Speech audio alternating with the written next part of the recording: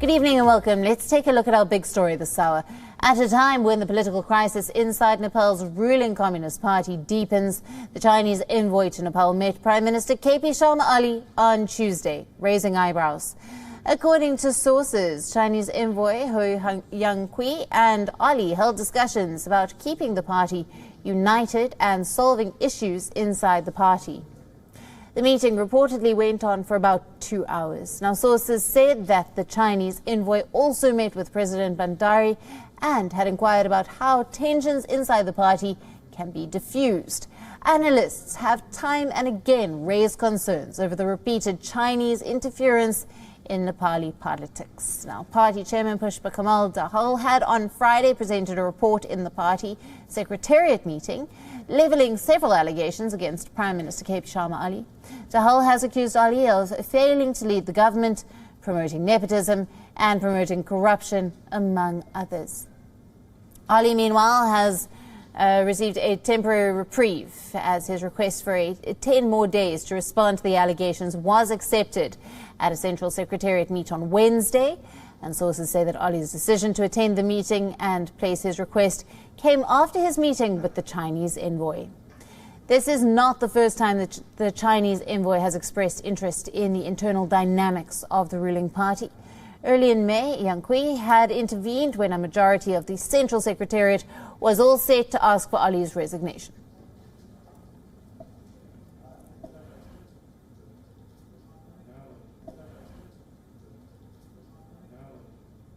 Siddhant Sibil, our principal diplomatic correspondent, is joining us live from New Delhi. Good evening to you, Siddhant. Now, how does New Delhi see the Chinese envoy's meeting with Nepal's Prime Minister?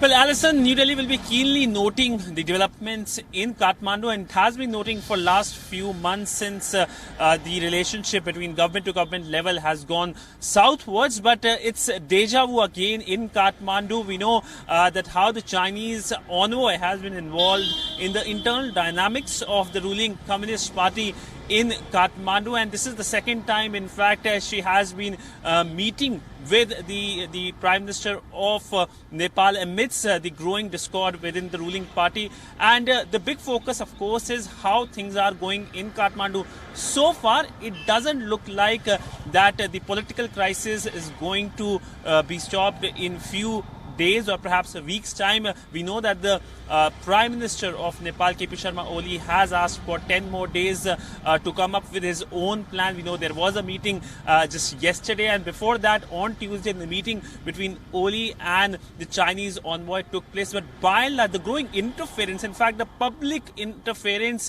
is not seen in a positive light in Kathmandu itself. We know that the headlines in newspapers in Nepal today talked about the Chinese whispers being back, and this time they are back in a full public view.